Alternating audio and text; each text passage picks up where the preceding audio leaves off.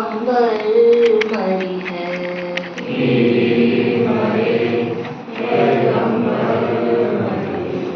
मर गए रे दास स्वामी,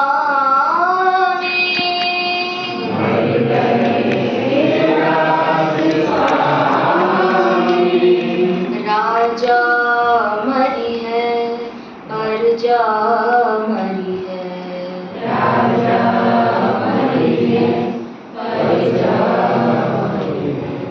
मरी है वैद और रोगी, मरी है वैद और रोगी।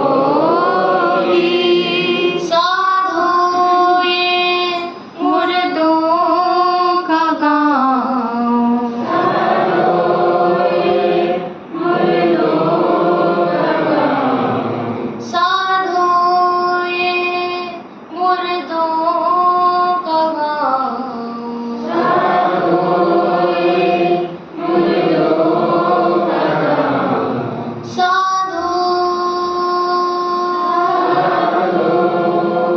चंदा मरी है, सूरज मरी है,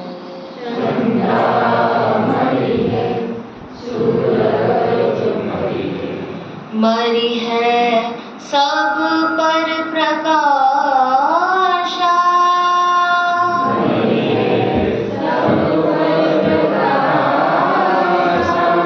चौदह भुवन के चौधरी मरी है,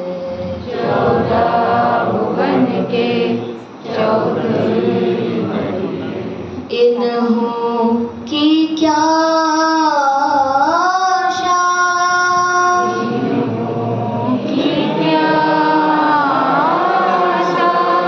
साधो ये मुर्दों का गाँव,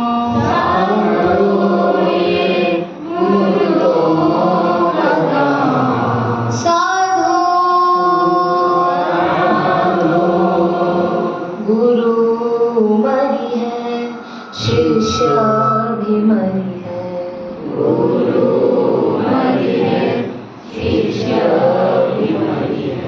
मर गए राम और कृष्णा,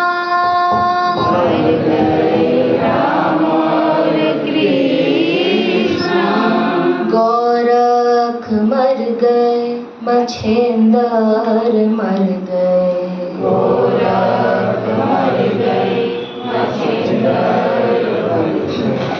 मर गए शंकराचार्य,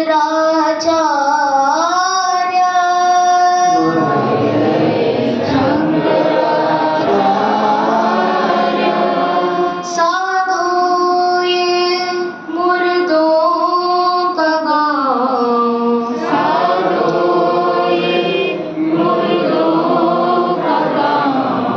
साधो।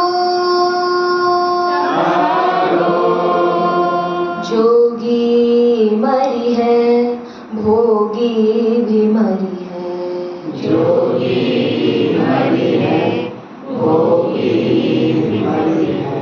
मरी है लख 84,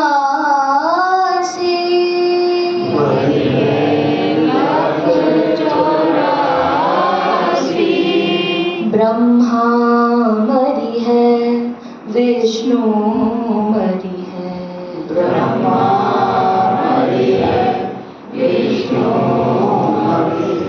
मरी है शंकर ध्यानी,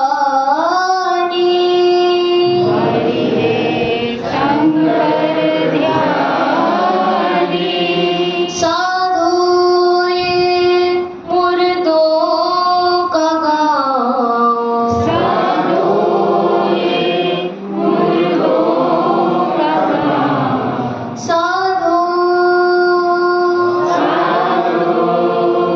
पापी मरी है, धर्मी मरी है,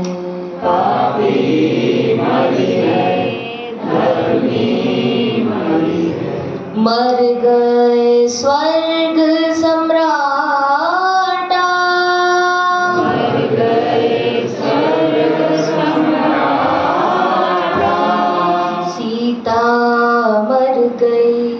राधा मर गई, सीता मर गई, राधा मर गई।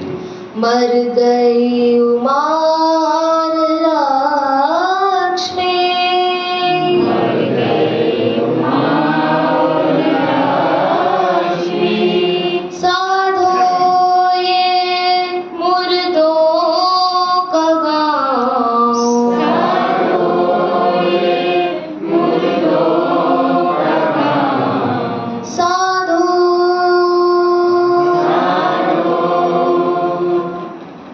माता मरी है, पिता भी मरी है, माता मरी है, पिता भी मरी है। मरी है नाना नानी, मरी है नाना नानी। पति मरी है, पत्नी मरी है, पति मरी है, पत्नी मरी है दादा दादी, मरी है, दादा दादी। साधो ये मुर्दों का गाँव, साधो ये मुर्दों का गाँव। साधो राम मरी है, री भी मरी है, राम मरी है, री भी मरी है। बची है ना कोई रे रे, बची है ना कोई रे रे। एक मैं ही अमर आत्मा हूँ, एक मैं ही अमर आत्मा। दूजा झूठा संसारा, झूठा संसारा। साधो ये मुर्दों का गाँव, साधो ये मुर्दों का गाँव। साधो ये मुर्दों का गाँव, साधो ये मुर्दों का गाँव। साधो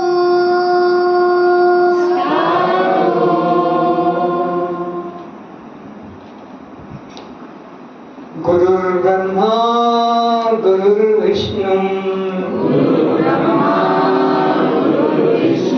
गुरुर्देवो महेश्वरा, गुरु साक्षात् परम ब्रह्मा, तस्मै श्री गुरुवे नमः।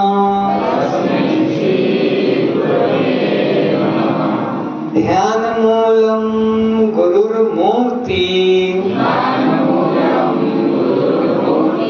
पूजा मूलम गुरुपदम,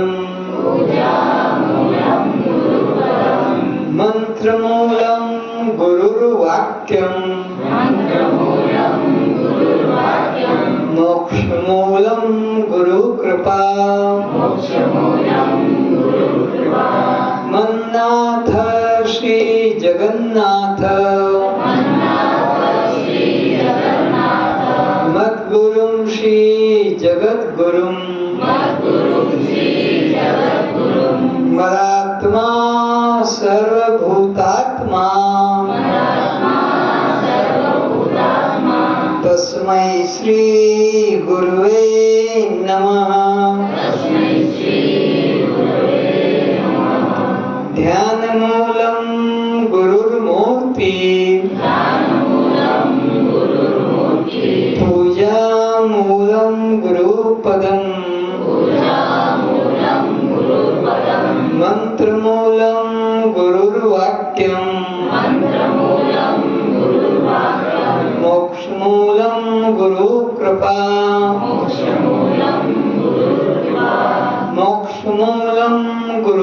कृपा। मोक्षमूलम गुरु कृपा।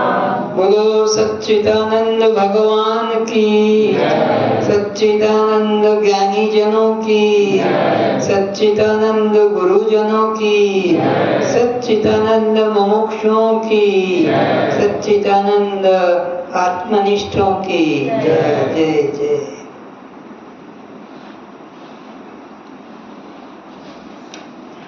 प्रसंग है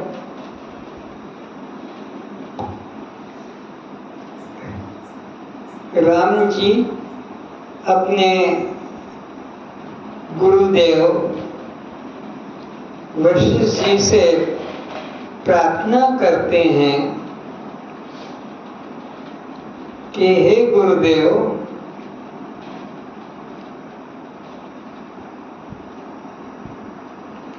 मुक्ति की प्राप्ति किस प्रकार से होती है?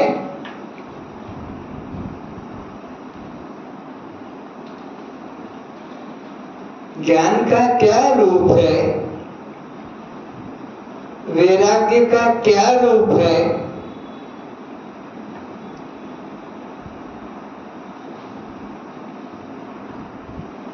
और वासना से मुक्ति कैसे मिलती है? तब वशिष्ठ जी राम जी को उपदेश करते हैं, हे राम, ध्यान पूर्वक सुनो। सद्गुरु की महिमा। जब तक सद्गुरु की प्राप्ति नहीं होती है और सद्गुरु के प्रति भी क्या भाव? साक्षात परम ब्रह्म, ये निराकार निर्गुण सर्वव्यापक, जो अणु अणु में कण कण में जो व्याप्त है परमात्मा सर्वव्यापक, उस निर्गुण निराकार परमात्मा ने ही सगुण साकार मनुष्य आकार को धारण किया है गुरु रूप में। गुरु रूप में परमात्मा से भिन्न इनकी कोई सत्ता नहीं है। तो गुरु की महिमा जब तक मन में जागृत नहीं होती है, तब तक गुरु के चरणों में, गुरु के वचनों में हमारे मन में श्रद्धा और प्रेम भी नहीं जगता है। श्रद्धा और प्रेम उसी के प्रति जगता है जो हमारे अंदर के अज्ञान अंधकार का नाश कर देता है, हमारी भेद भ्रांतियों की समाप्ति कर देता है, हमको पंच कोशों से अतीत पृथक अनुभव करा देता है।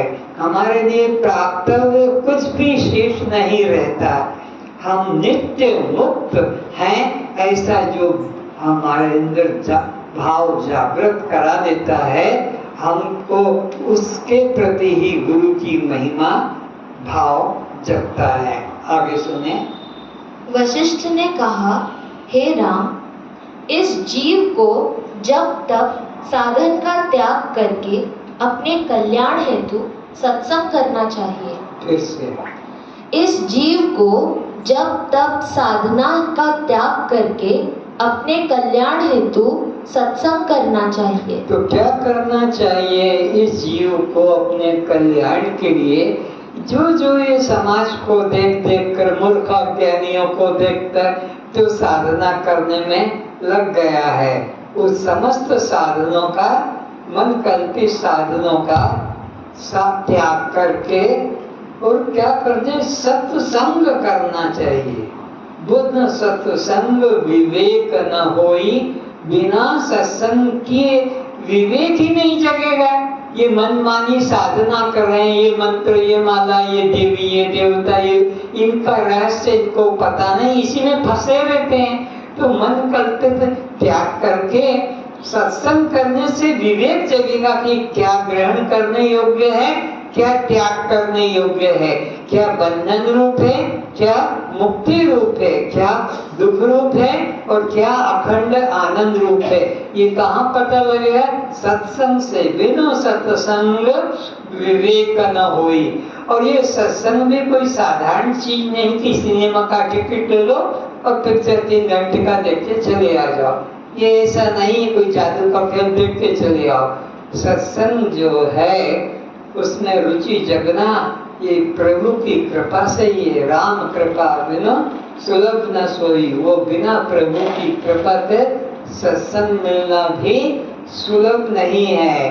सत्संग भी उसी को मिलता है जिस पर राम की कृपा, और राम की कृपा भी उन पर होती है जिन्होंने संसार के भोगों में अरुचि जगा दी है और केवल परमात्मा को पाने की इच्छा जगती है, उनको ही सत्संग मिलता है। तो सत्संग पढ़ो।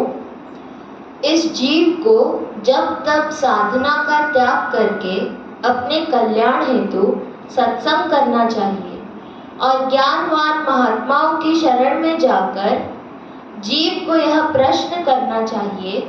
क्या करना चाहिए? प्रश्न करना फिर चाहिए। से और किसको?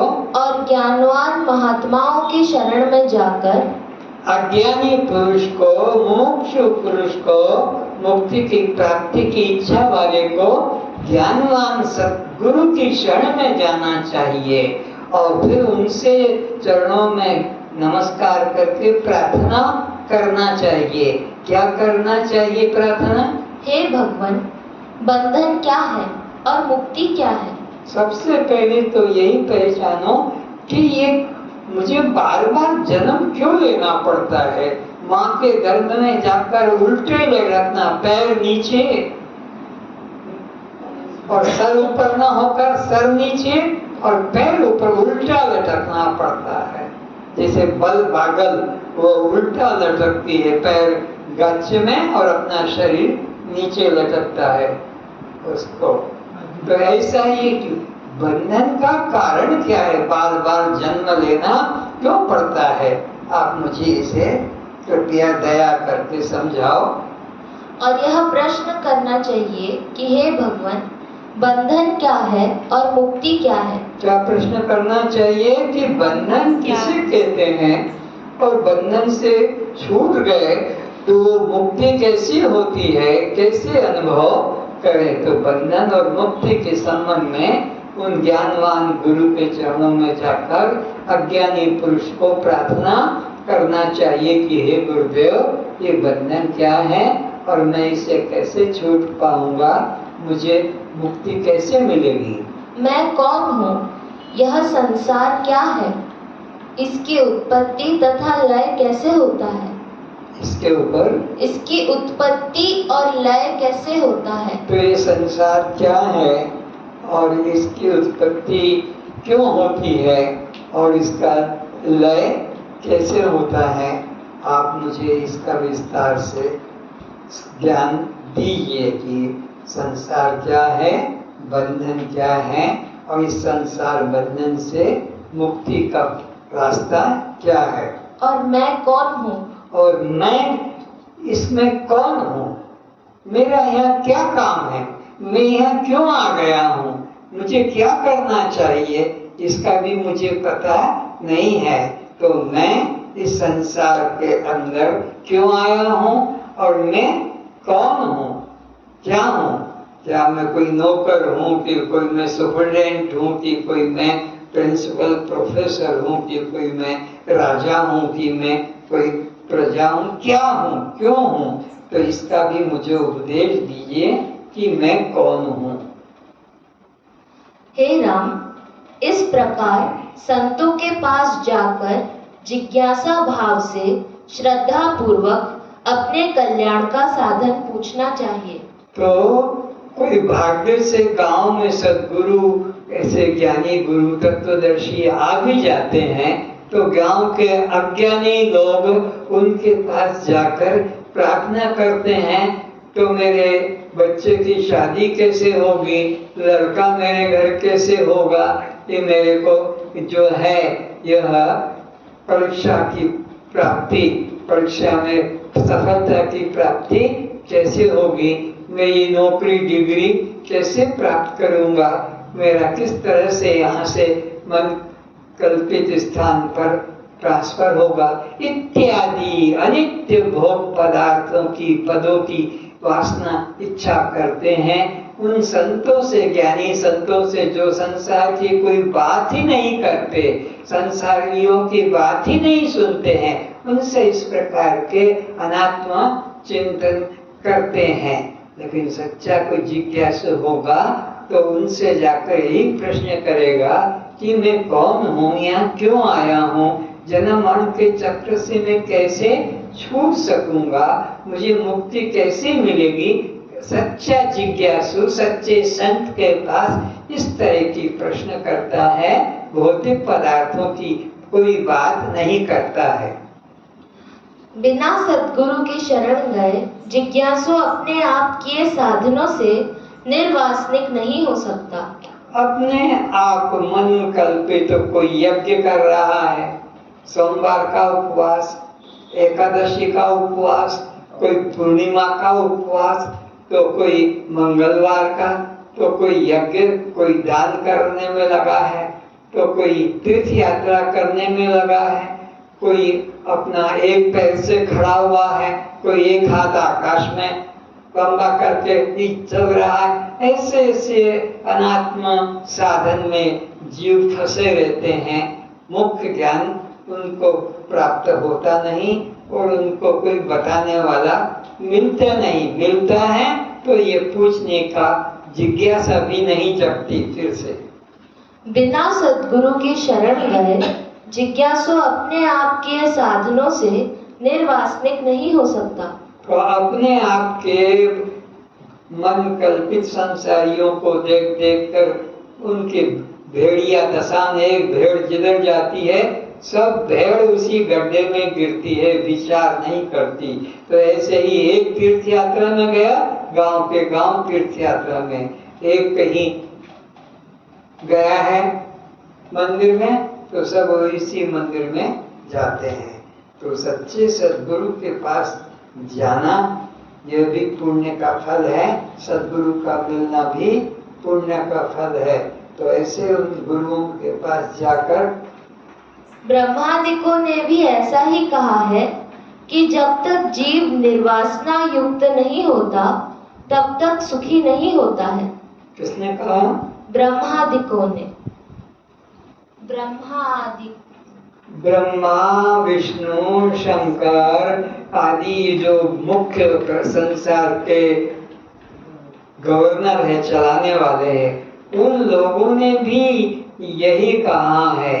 क्या कहा है कि इस मनुष्य को अपने कल्याण के लिए सत्संग करना चाहिए, सद्गुरु की शरण में जाना चाहिए, मन कल्पित साधन छोड़कर। जो वेदोपनिषद कहता है क्या, ज्ञानादेव तु केवल्यम ऋते ज्ञानान्न मुक्ति, ज्ञान से ही मुक्ति होगी, ज्ञान के बिना किसी साधन से मुक्ति, ये वेद में कहा है। तो वेद आज्ञा का पालन करना चाहिए। और मूर्ख समाज जो जिस रास्ते से भेड़ की तरह, एक भेड़ जिधर जाती है सब भेड़ उसी का पीछा करते हैं, ऐसे भेड़ों की तरह अज्ञानियों के समाज झुंड पे झुंड जा रहे हैं, उधर ही चले जाते हैं।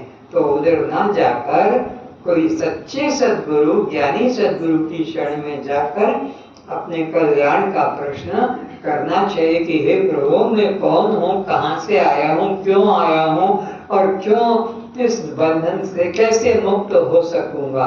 तब वे सद्गुरु जो साधन बताते हैं, सब अनित्य साधनों को छोड़कर ज्ञान का ही एकमात्र सेवन करो, ज्ञान से ही मोक्ष होगा। ज्ञान के बिना मुक्ति पाने का कोई रास्ता ही नहीं।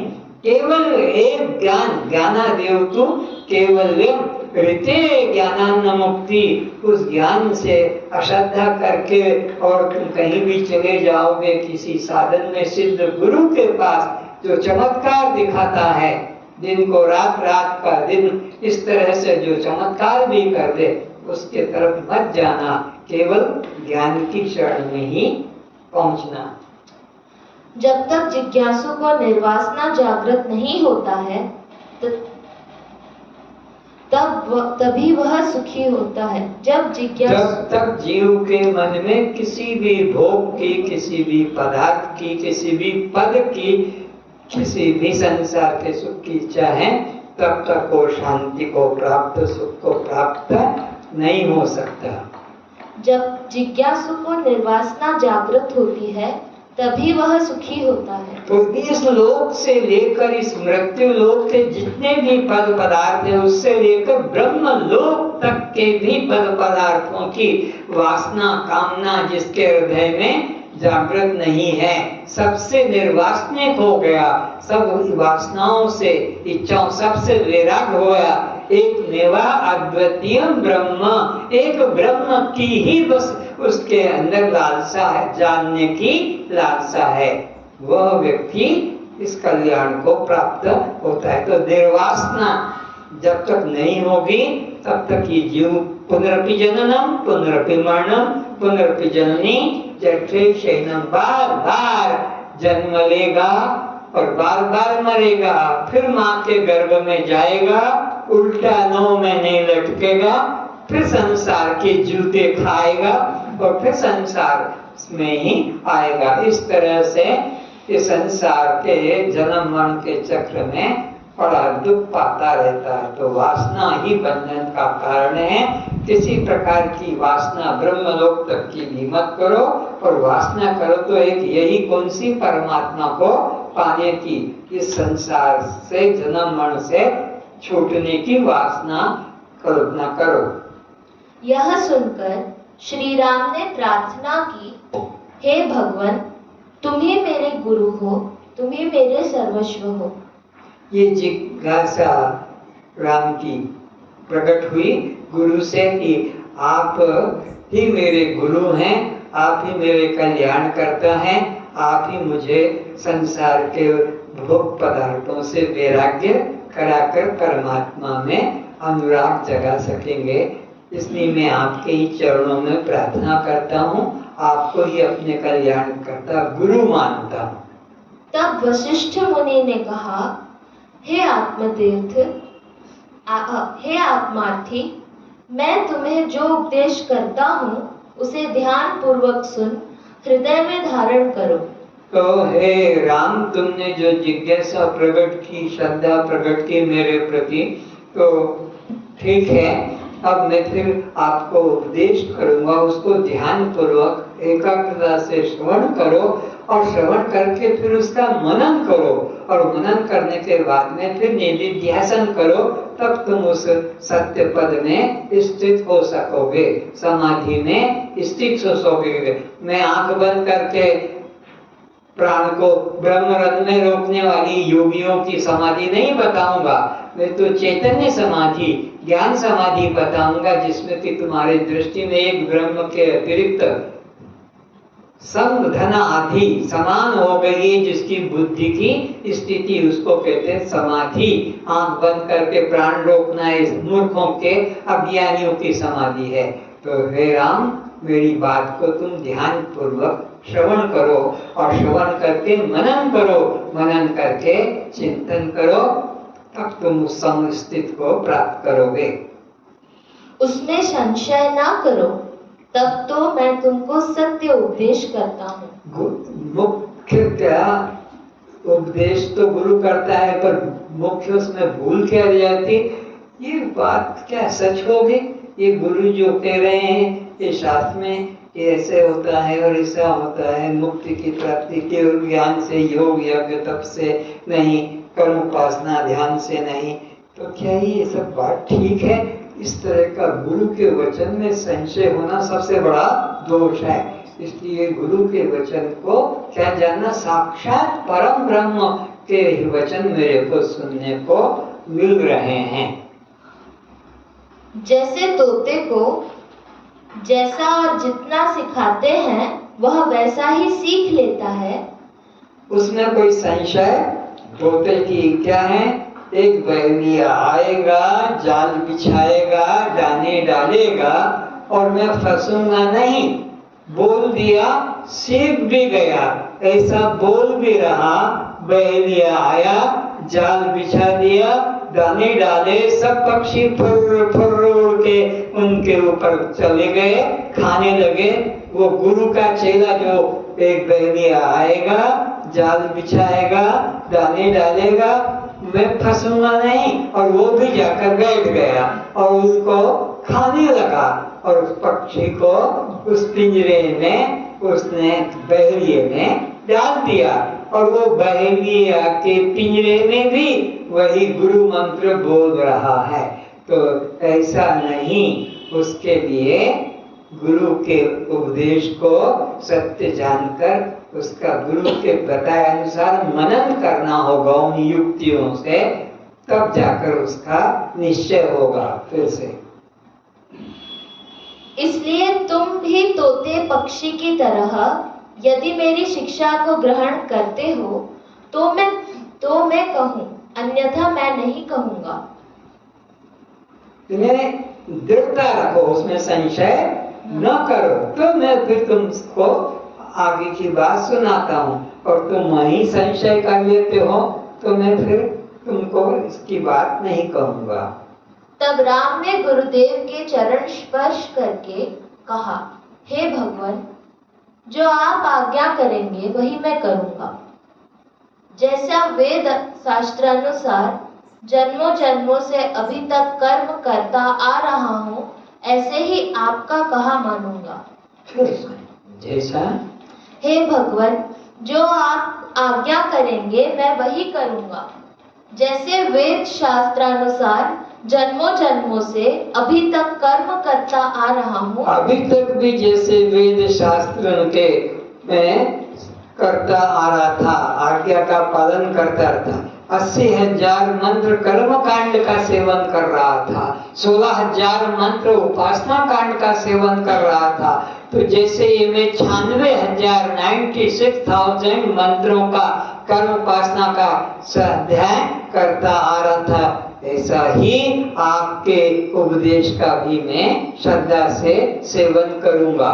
उसमें संशय काट छाट ये करूं ना करूं, इतना छोड़ दूं इतना करूं, कुछ नहीं। जैसा का तैसा, वो जैसे बहेलिया तोते को सिखाता है और वो तोता उन्हीं शब्दों को जैसा का तैसा रट लेता है, कुछ चुनाव नहीं करता। ऐसा ही मैं भी करूंगा। ऐसे ही आपका कहा हुआ मानूंगा, वैसा ही आपका अमृत उपदेश ग्रहण करूंगा। यह मैं प्रतिज्ञा करता हूँ कि आपके वचनों का यथावत पालन करूंगा। तब सद्गुरु वशिष्ठ ने कहा, पहले तुम्हें एक आख्यान कहता हूँ। कुछ लोग सुनते हैं और थोड़ा वो महात्मा आया उसके भी जाके सुन लेते हैं, थोड़ा वो महात्मा आया है उसके भी सुन लेते हैं। तो इस तरह से थोड़ा थोड़ा करने से उसकी श्रद्धा बढ़ जाती है और वो अखंडता का पालन नहीं करता, एकता का ज्ञान उसको नहीं होता, क्योंकि थोड़ा थोड़े में कुछ उसने समझाया और कुछ अपने मन से समझा, उसमें कुछ भेद आ गया तो भेद ही दुख का कारण हो जाता है। इसलिए आप जैसा मुझे कहोगे वैसा का वैसा ही आपके उपदेश का तोते की तरह मैं पालन करूंगा। चिंतामणि की खोज। एक पंडित था। अब उस संबंध में मैं तुम्हें दृष्टांत देकर समझाता हूँ। तुम हे राम ध्यान पूर्वक सुनो ताकि वो तुम्हारी ज्ञान निष्ठा को दृढ़ करने में सहायक बनेगा। एक पंडित था। धन गुण संपन्न होते हुए भी वह चिंतामणि पाने की इच्छा करता था। शास्त्रों के आदेश अनुसार उसका शुद्ध सात्विक जीवन था। कुछ समय बाद उसे चंद्रमा के प्रकाश समान चिंतामणि प्राप्त हुई। मिल भी गई एक जगह चलते चलते और वो चंद्रमा के प्रकाश की तरह चमकते हुए मिल गई। उसे उठा दिया, लेकिन फिर भी क्या ये हो सकती है? क्या इतना सहज है मिलना जो चलते से मिल गई? अरे नहीं नहीं, ये सच्ची धोखा है। और उस प्राप्त मणि को फेंक दिया। चिंतामणि मणि जो असली थी और नकली मणि के कांच को ढूंढते ढूंढते जा रहा था, तो उसका कांच के प्रति श्रद्धा जग गई, ये असली मणि है, ऐसा करके उसको उठा लेता है। पढ़ो। तब उस पंडित के मन में कुविचार जागृत हुआ कि चिंतामणि, सुविचार नहीं कुविचार जागृत हुआ, असली को छोड़कर नकली में रुचि। कि चिंतामणि तो बहुत कष्ट से, बहुत यत्न से प्राप्त होती है, यह चिंतामणि नहीं हो सकता। यदि इसी प्रकार चिंतामणि मिल जाया करे तो सब लोग धनी हो जाए। ऐसा पंडित द्वारा विचार करने से प्राप्त चिंतामणि को उसने फेंक दिया। फेंकते ही वह चिंतामणि अपना अपमान देख वहां से अदृश्य हो गई। क्योंकि सिद्धि का आदर न किया जाए तो वह उल्टा शाप देती है। श्रद्धा न करें, सिद्धियों का अपमान करें तो फिर वो शाप भी देती है, उसको फल भोगना पड़ता है। जब मणि अदृश्य हो गई तब वह पंडित अपनी मूर्खता पर बहुत पश्चाताप कर रोया कि हाय, असली चिंतामणि मेरे हाथ से चली गई। देखो मेरा कैसा किस्मत फूटा। पंडित फिर असली चिंतामणि को पाने के लिए बहुत कष्ट से प्रयत्न करने लगा। जिस श्रेष्ठ वस्तु का आवाहन किया जाता है फिर उसका पूजन न किया जाए तो वह इच्छुक व्यक्ति को त्याग जाती है। क्या कहा? जिस श्रेष्ठ वस्तु का आवाहन किया जाए और फिर उसका पूजन न किया जाए तो वह इच्छुक व्यक्ति को त्याग जाती है। तुमने सद्गुरु प्राप्त कर लिया, तुमने श्रेष्ठ पुरुष को प्राप्त कर लिया और उसके प्रति श्रद्धा प्रकट नहीं की तो वो उसे छोड़कर चला जाता है। असली मणि ने पंडित की हंसी करने के लिए उसके सम्मुख कांच का मणि पटक दिया।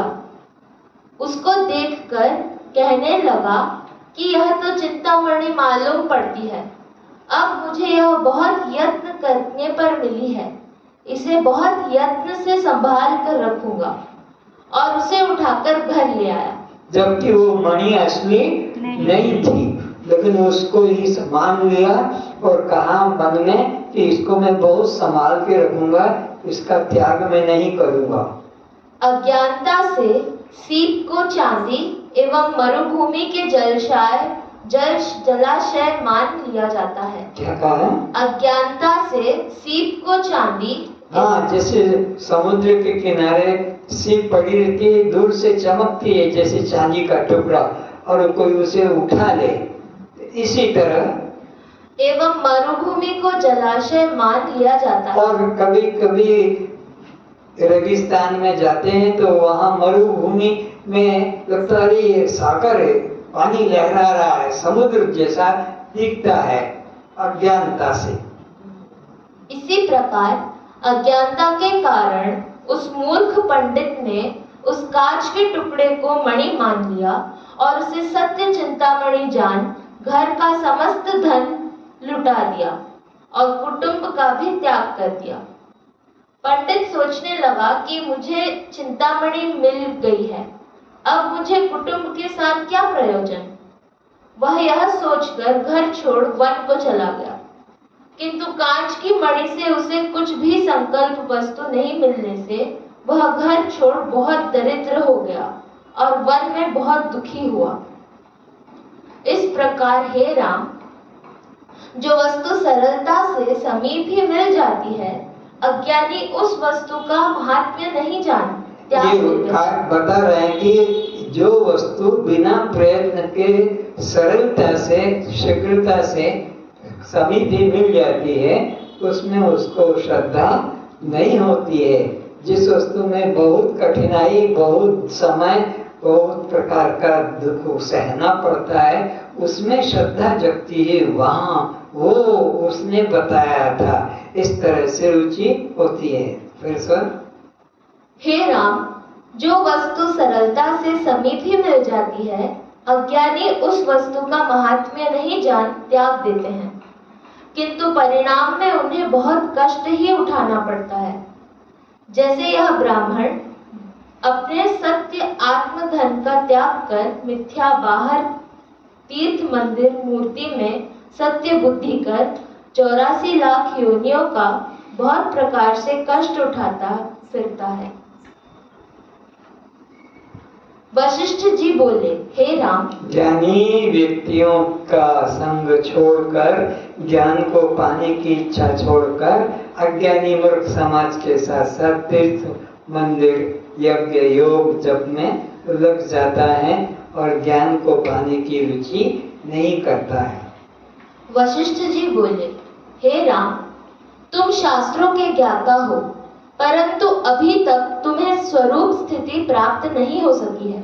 फिर से, हे राम, तुम शास्त्रों के ज्ञाता हो। तुम शास्त्र बहुत पढ़ ली, ये रामायण, वो रामायण, ये गीता, वो गीता, ये उपनिषद, वो उपनिषद, ये वेद सब पढ़ डाले, ज्ञाता हो, लेकिन तुमको ज्ञान जागृत नहीं हुआ है। अब जो कुछ मैं कहता हूँ उसको ध्यान से सुनो। तो इतने तुमने शास्त्र पढ़े और अभी तक तुमको ज्ञान जागृत है। अब मैं जो कहता हूँ उसको तुम ध्यान से सुनो, उसमें संशय मत करो, तो तुमको ज्ञान की प्राप्ति, ज्ञान की जागृति होगी। आत्मज्ञान रूप चिंतामणि को छोड़ कांच रूप तीर्थ, मंदिर, मूर्ति, पूजा। तो आत्मा कैसा है? यह चिंतामणि की तरह है और बाकी ये कांच की तरह तीर्थ, मंदिर साधन है। आत्मज्ञान रूप चिंतामणि को त्याग कर कांच रूप तप, तीर्थ, मंदिर, मूर्ति, पूजा, यज्ञ आदि जड़ कर्मों को ग्रहण करने से कभी कोई जीव सुखी नहीं हो सकेगा। अतः हे राम, जब तुम मुझसे ज्ञान प्राप्त कर आत्म साक्षात्कार करोगे, तब ही तुम उस ज्ञान से सुखी हो सकोगे। तो राम भगवान को भी गुरु वशिष्ठ ने क्या ज्ञान दिया कि जब तक तुम उस ज्ञान को मुझसे प्राप्त नहीं करोगे तब तक तुमको शांति मुक्ति नहीं मिलेगी। इसलिए मेरे वचनों में संशय मत कर और असली चिंतामणि की तरह मेरे वाक्यों को ग्रहण करना, तो तुम्हारा कल्याण होगा। आत्म रूप तीर्थ का त्याग करके अर्थात अपने को चेतन ब्रह्म न जानकर जो बाहर के जल, पाषाण, मूर्ति से निर्मित जाबाल दर्शन उपनिषद के अंदर ये विस्तार से चौथे अध्याय में श्लोक 50 से 70 तक यही बात बताई है कि आत्मज्ञान कितना बड़ा तप है, कितना बड़ा तीर्थ है, कितनी बड़ा संपत्ति है। सुनो, आत्मतीर्थम समुत्सृज्य बहिस्तीर्थानि यो व्रजेत करस्थं स महारत्न त्यक्त्वा काचम विमार्गते।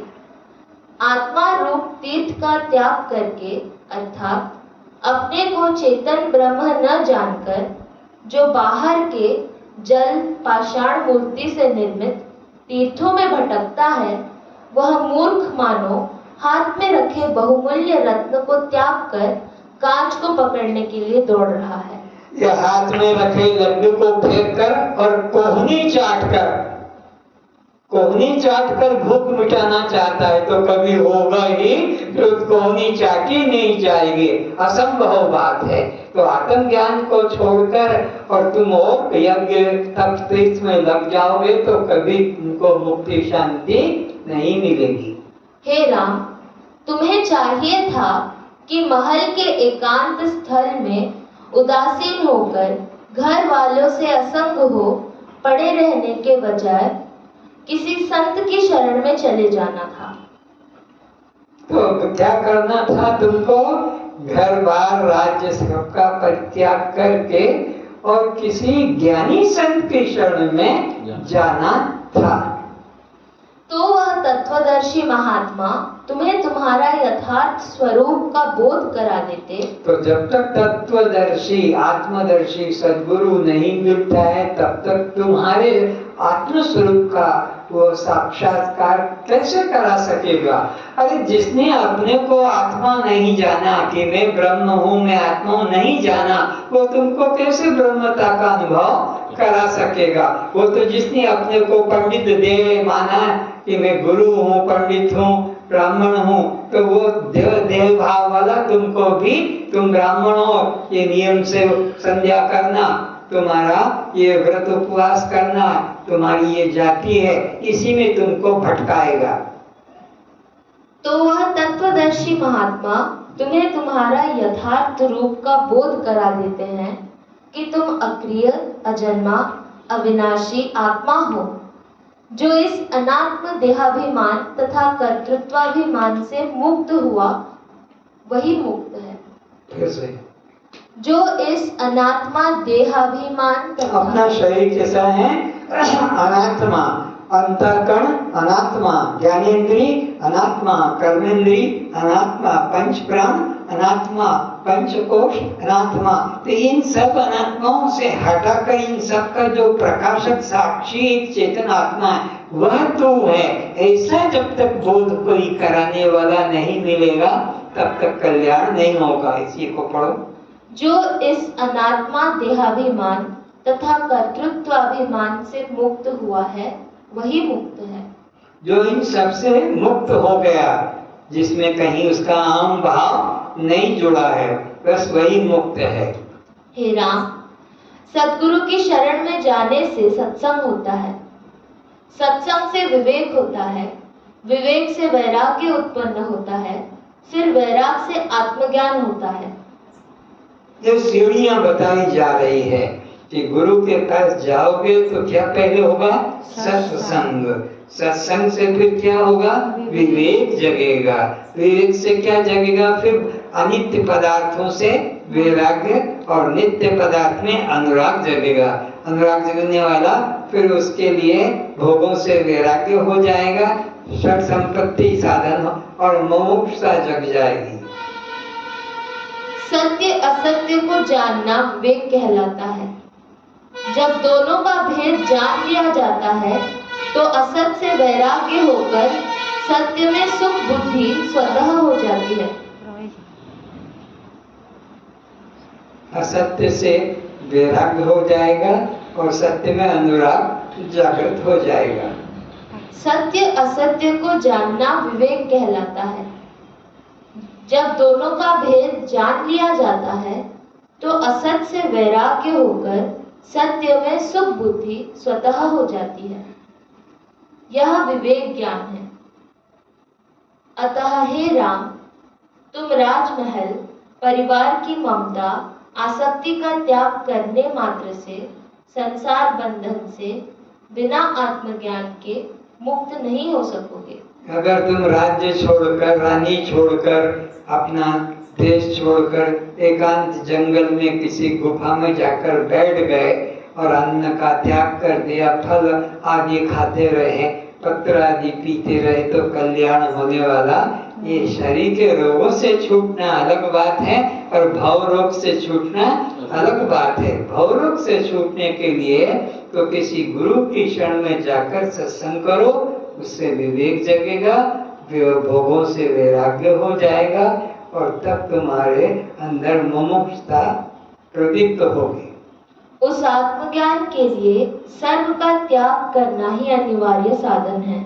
उस आत्मज्ञान के लिए सर्व का त्याग करना ही परम साधन होगा। सर्व का त्याग, तो सर्व का त्याग का मतलब राज्य छोड़ दिया, रानी छोड़ दी, माँ बाप छोड़ दी, ये सर्व का त्याग नहीं हुआ।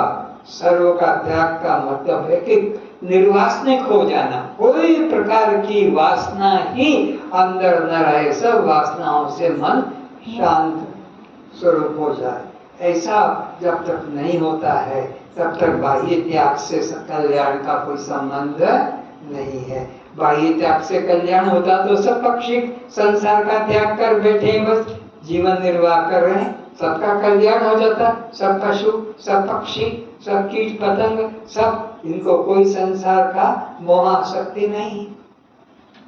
तभी तुम उस परमानंद परम शांत पद को प्राप्त कर सकोगे।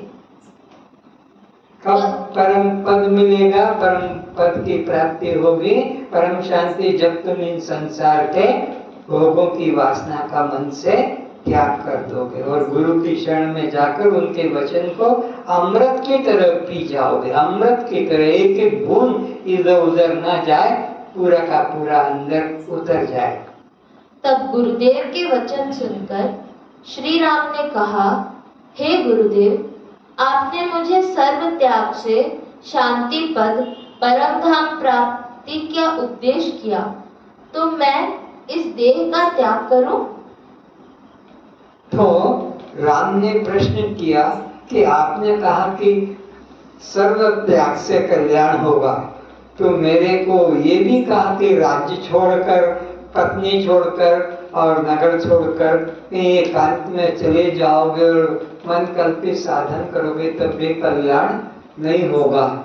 तो मेरे को बताओ, सर्व का त्याग किसको कहते हैं? किस चीज का त्याग का नाम सर्व त्याग है जिससे मेरा कल्याण होगा? आप मुझे उसका उपदेश कीजिए। तो क्या मैं इस देह का त्याग करूं? तो क्या ये देह का त्याग करूं, ये इशारा है आपका? सर्व का त्याग का मतलब है मैंने राज परिवार तो सब छोड़ दिया, कुटुंब परिवार छोड़ दिया, अब तो मेरे पास ये शरीर बचा है, तो क्या मैं इसका त्याग कर दूं, इसको खत्म कर दूं, आत्महत्या कर दूं? उसका नाम सर्व त्याग है? हे गुरुदेव, ये भी मुझे बताइए। क्योंकि मेरे पास इस देह के अतिरिक्त अन्य कुछ है ही नहीं। तब वशिष्ठ जी ने कहा, हे राम, इस देह को त्यागने से तो सर्व त्याग नहीं होता है। ये देह भी तुम्हारा कहाँ है जो तुम इसका त्याग करोगे कि मैंने त्याग किया? जो मेरा है तभी तो ना। ये देह भी तुम्हारा नहीं, देह तो 5 महाभूतों का है, तुम्हारा इसमें अहंकार करना भी व्यर्थ है। इसलिए ये देह के त्याग से भी सर्व त्याग नहीं होगा। जिसके त्यागने से सर्व त्याग हो उसका त्याग कर, इस देह में क्या दूषण है? यह तो आत्मदेव का मंदिर है। इसमें क्या दोष है? देह रहे तो क्या दोष है? इसी में तो आत्मदेह का मंदिर है। ये देह है, इसी में तो आत्म ज्ञान गुरु से मिलता है, और किसी योनि में तो नर तन सम नहीं कौन उदेही। 84 लाख योनियों में 83,99,999 योनियां, यह एक भी मुक्ति का साधन नहीं है। ये एक प्लस हो जाने से 83,99,999 योनियां और मानव जीवन मिल जाए तो फिर कल्याण का चुनाव हो सकता है, रास्ता मिल सकता है। तो इसको तो परमात्मा के जानने का मंदिर कहा है, साधन करने का। इसलिए इसमें कोई दोष, इसकी हत्या करने का, नाश करने से कुछ कल्याण होगा नहीं। ये राम जी ने अपने गुरुदेव को कहा। आगे बोलो। यह तो आत्मदेव का मंदिर है, इसी में रहकर ही तो जीव को आत्मज्ञान रूप मुक्ति प्राप्त होती है। ये किसने बताया? गुरु वशिष्ठ जी ने राम जी को बताया। क्यों बताया? कि राम जी ने कहा क्या मैं इस देह का त्याग कर दूं जिससे सर्व त्याग हो जाएगा? तो कहा करे ना ना, ऐसा अपराध मत करो, इसी द्वार से तो परमात्मा जाना जाता है। इसके अतिरिक्त किसी अन्य योनि से नहीं हो सकता, इसलिए इसे देव दुर्लभ योनि कहा जाता है। इस देह को देव दुर्लभ योनि, ये देव दुर्लभ योनि है। इन्हें देवता तक भी तरसते हैं। विष्णु ब्रह्मा भी चाहते हैं कि कब हमको ये मानव जीवन मिले और हमारा उद्धार हो जाए, उनको भी वहां शांति नहीं। हे राम, देह का जन्म दिलाने एवं पालने वाला अभिमान है। उस अहंकार का त्याग कर जिसके त्याग से सर्व त्याग हो जाता है। तो देह का जन्म दिलाने वाला भी अहम भाव है और इसका रक्षा करने वाला भी अहम भाव है देह का। तो इस अहम भाव का त्याग है से सर्व त्याग हो जाएगा। जब अहम भाव गया तो देह गया, जब देह नहीं रहेगा तो ये संसार भी नहीं रहेगा। उस अहंकार, इसी को फिर से बोलो। जैसे देह का जन्म दिलाने वाला एवं पालने वाला अभिमान है। उस अहंकार का त्याग कर जिसके त्याग से सर्व त्याग हो जाता है।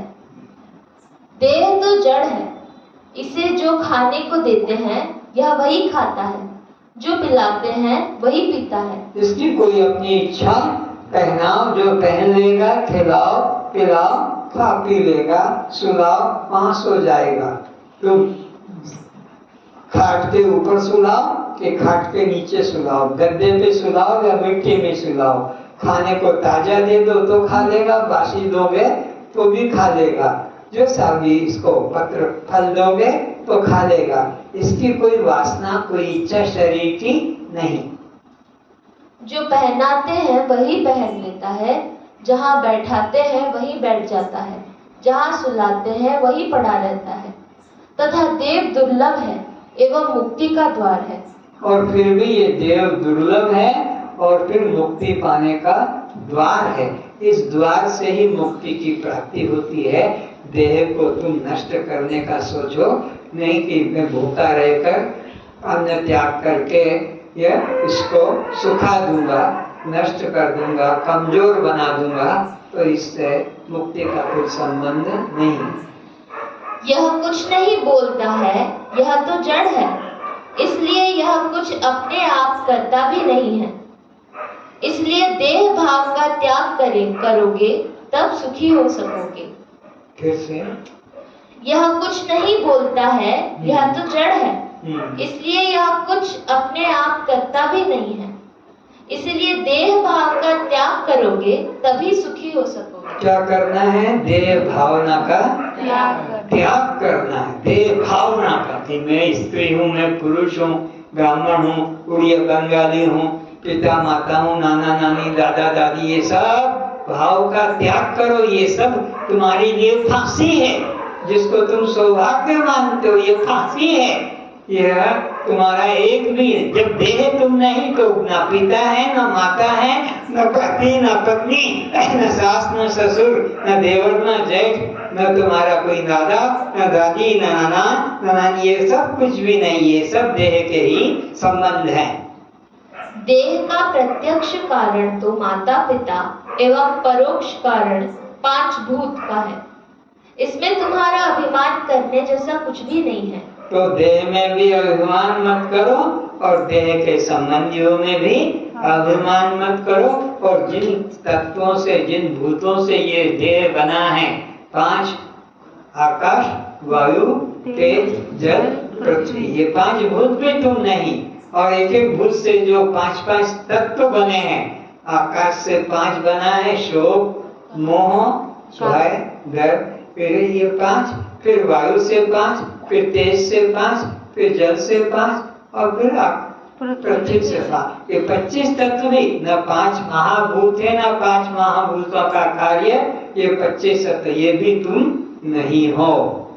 हे राम, जिससे सर्व है और जिसमें सर्व है, और जो सर्व और से त्यागने योग्य है, उसका त्याग कर कि जिससे तुम्हारा सब दुख मिट जाए।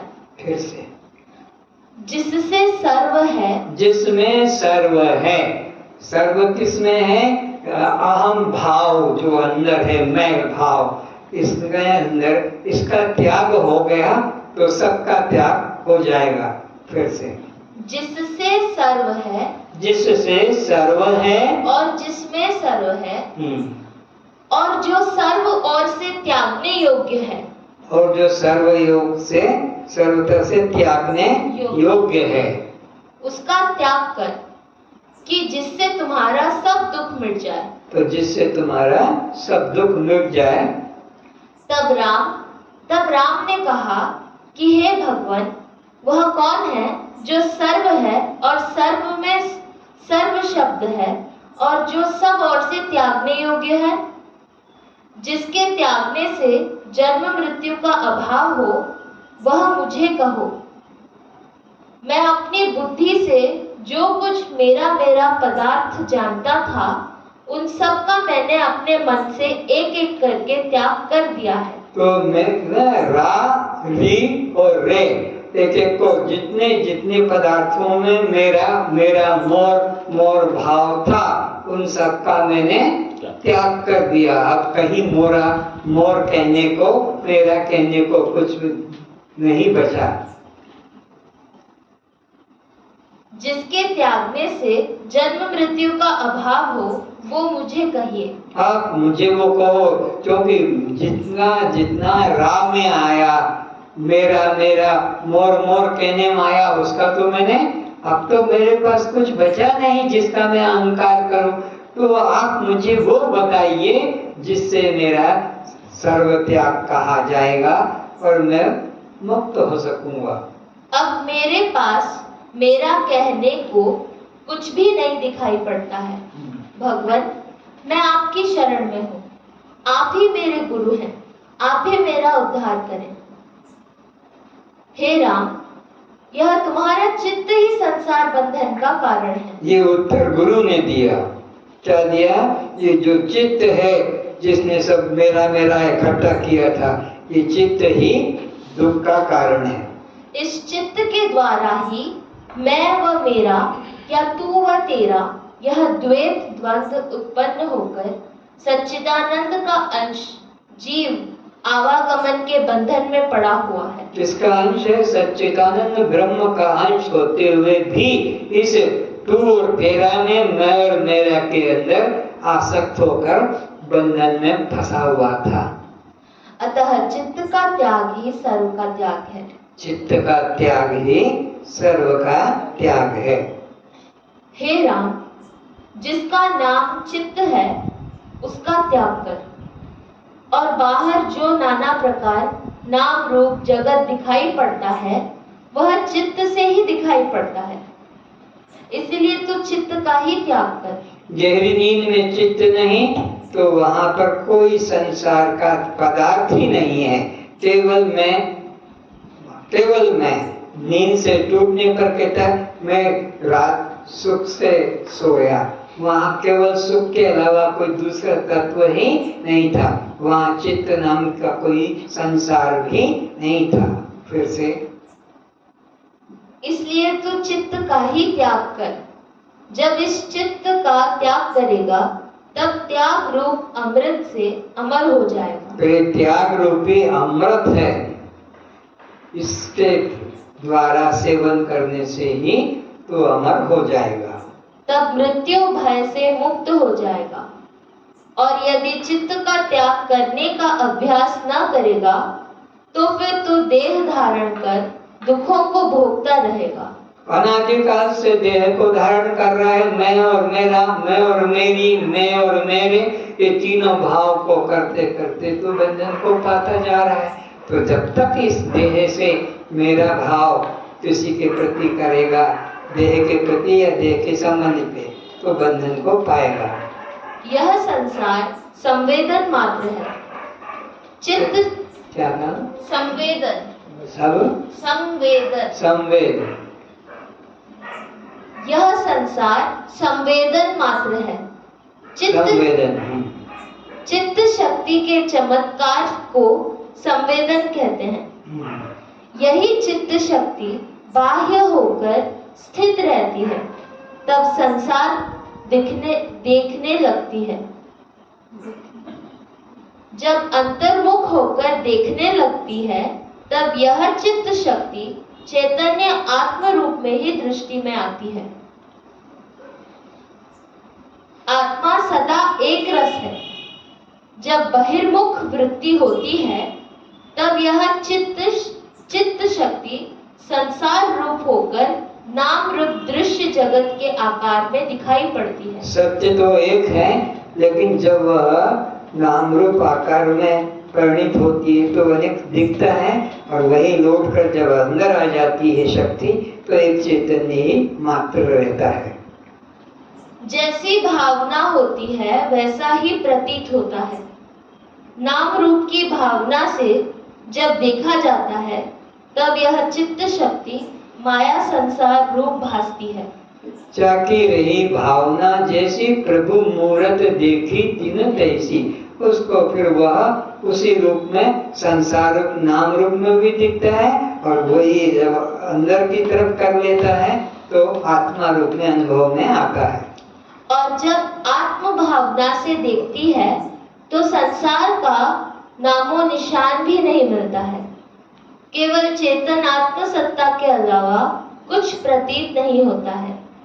इसलिए कहा है, जड़ चेतन जग जीव जत सकल राम में जान। बंदों सबके पद कमल सदा जोरी जुपान। सबको एक ब्रह्म एक चैतन्य जानकर सब में श्रद्धा करो, प्रणाम करो। किसी की निंदा मत करो, किसी से द्वेष भाव मत करो, किसी को दिल को मत दुखाओ, किसी की हत्या मत करो। आज इतना ही। सर्वे भवन्तु सुखिनः, सर्वे सन्तु निरामयाः, सर्वे भद्राणि पश्यन्तु, मा कश्चित् दुःखात् भवेत्। कस्त्वं कस्त्वं आप बद्ध हैं, मुक्त है, आप जीव हैं, ब्रह्म है, कर्ता भोक्ता हैं। तो जन्म मरण आपका है, शरीर का है, भोग प्यास आपकी है, प्राण का है, सुख दुख आपका है, मन का है, ये बंध मोक्ष किसका है? जीव का है। कस्त्वं दृष्टा साक्षी आत्मा।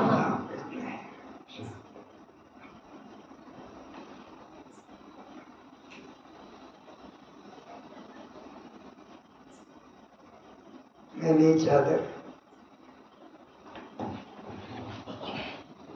मैली चादर ओढ़ के कैसे, मैली चादर ओढ़ के कैसे, द्वार तुम्हारे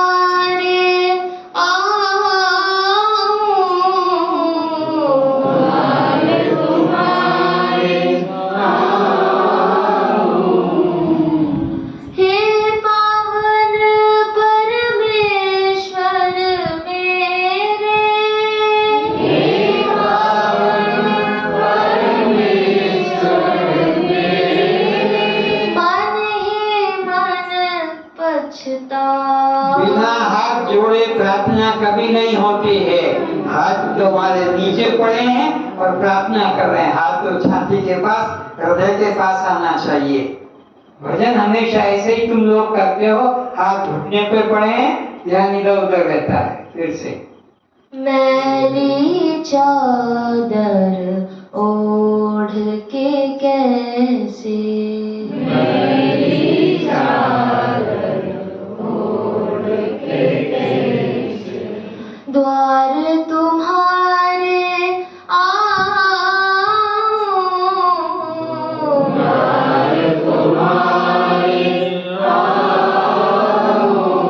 संसार में कोई भिखारी भी आता है तो हाथ जोड़ के प्रार्थना करता है, भीख मांग के लिए मुझे रोटी दे दो, मुझे कपड़ा दे दो, नहीं, दीनता दिखाता है। तो दीन भाव से बोलना है। हे पावन परमेश्वर मेरे, हे पावन परमेश्वर मेरे, मन ही मन पछताऊं, मन ही मन पछताऊं, मैली चादर ओढ़ के कैसे, तूने मुझको जग में भेजा, तूने मुझको जग में भेजा,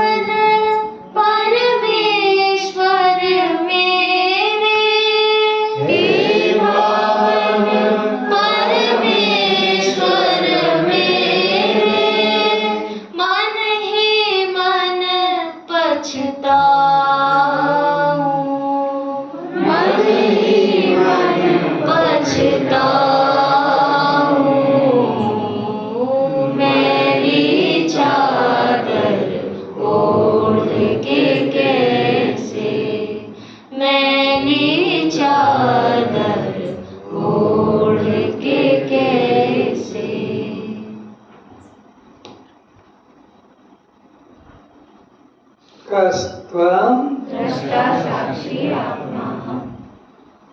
प्रसाद लेकर चलिए।